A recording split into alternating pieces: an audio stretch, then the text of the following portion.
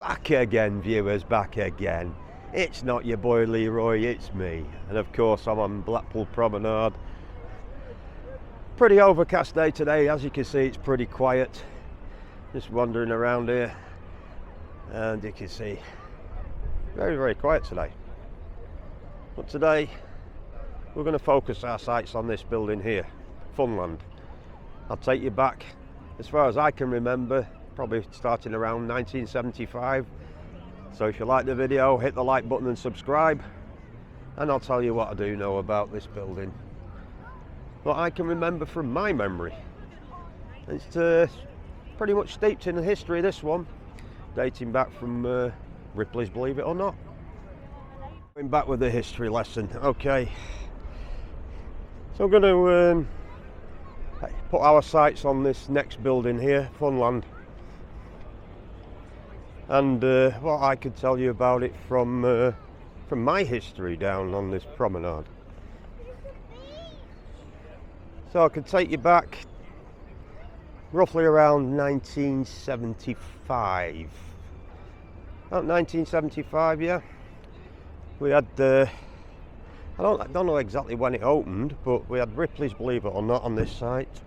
Ripley's Believe It or Not Auditorium. And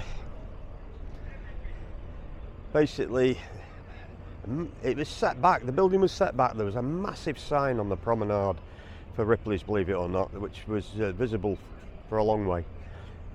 Just at the front of the building was a small arcade as well, which was run by the Kopp family. Incidentally, it was it was one of two arcades that had the big Gemini's Big Ben slot machine. There was Warwick's, which is now Chris Higgitt's, and this one that was at the front of here, it had the Gemini's Big Ben fruit machine. They'd probably come out round about 1975, 1976, the Gemini's Big Ben. So that was the two arcades that had that machine, which Chris Higgitt's got a similar copy to it now. But anyway, back to this building.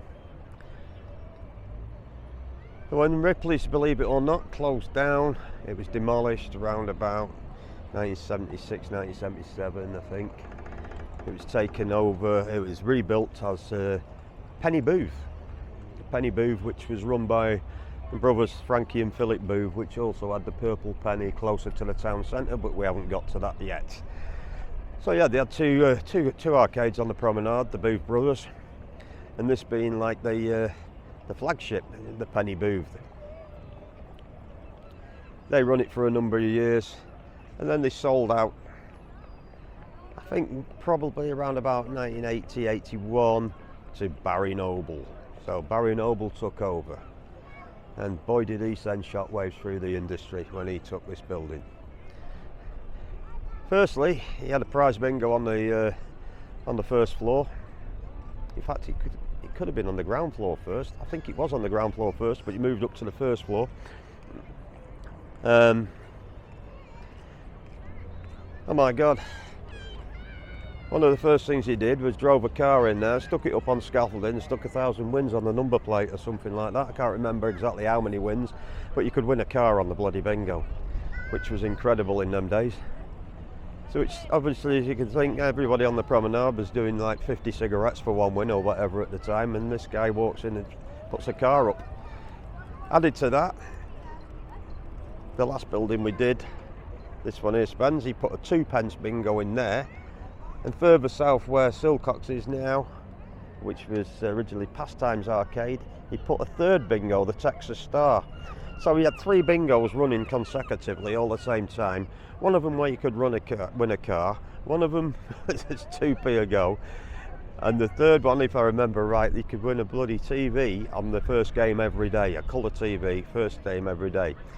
The catch was, it wasn't a colour TV.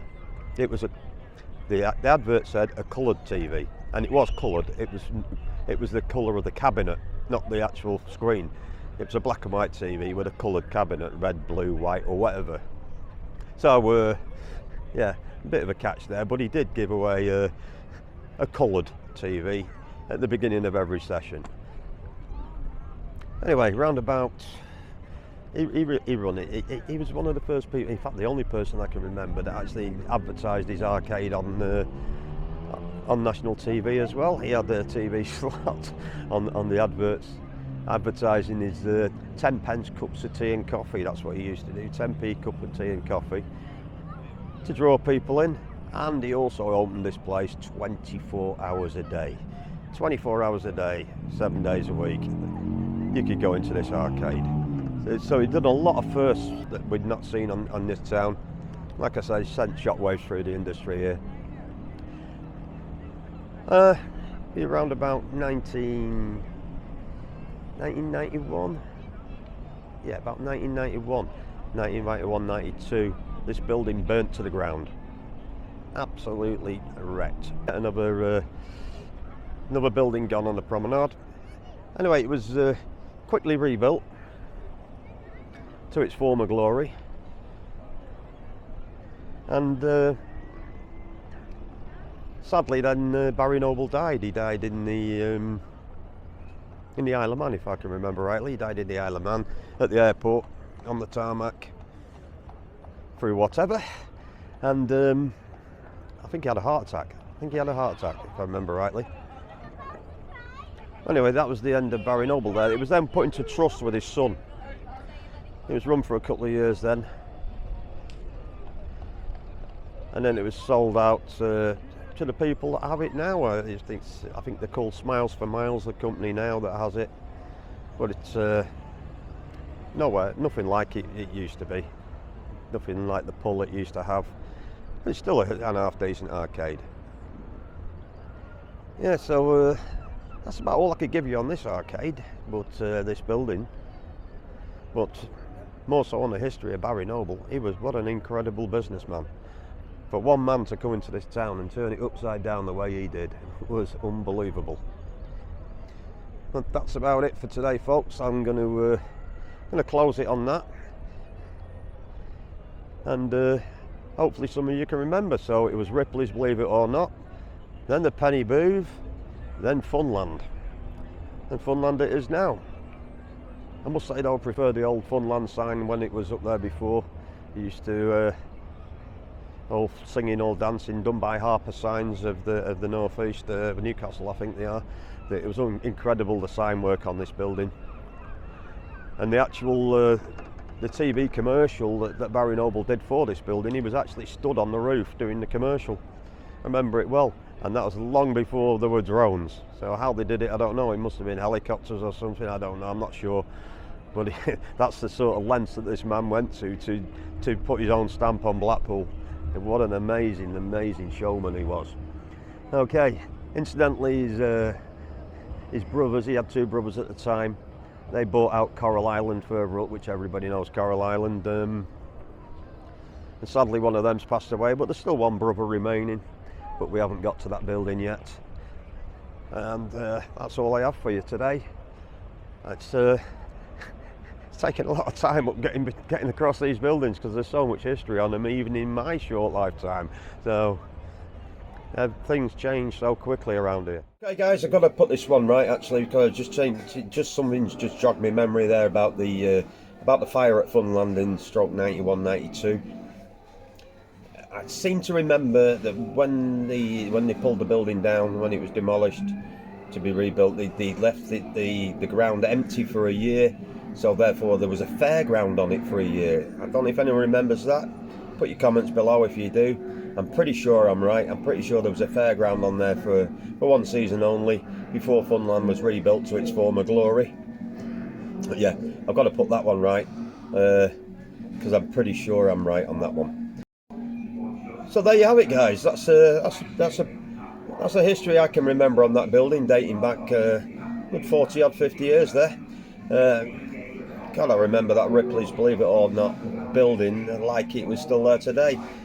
It was, firstly, the sign was massive. It's like a Las Vegas style sign that was stood alone. It wasn't part of the building. It was the sign itself was its own building. And then the Ripley's was set back behind it. I remember there being like an optical illusion in the front window of Ripley's Auditorium. Don't know if any people remember this one, but it was like a barrel with a with a tap above it that seemed to hover, but it was actually onto like a glass tube which pumped water up the inside of the tube into the tap, and then the water come down the outside of the tube into the barrel. So as an illusion, it looked like the barrel was being filled up from an imaginary source. It was, you know, it's quite good the way they did it. I remember it as a kid. I remember standing there watching it, how they'd done it, and sussed out how they'd done it. But yeah, that was one of my early memories as a child. Also, the exit to Ripley's Believe It or Not Auditorium used to come out into a small arcade, which was run, if I'm almost 100% certain, by the Kopp family, by Don Kopp and his sons. It was one of the only two places in Blackpool that had Gemini's Big Ben, which was the huge fruit machine at the time, massive fruit machine. Warwick's had one, and there was one here at Ripley's Believe It or Not in the arcade on the exit.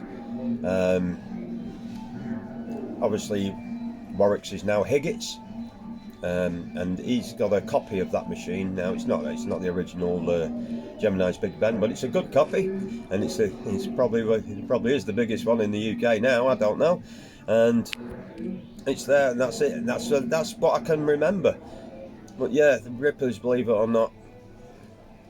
What a business that! What a building! It just stood out on its own. It was just, magnificent.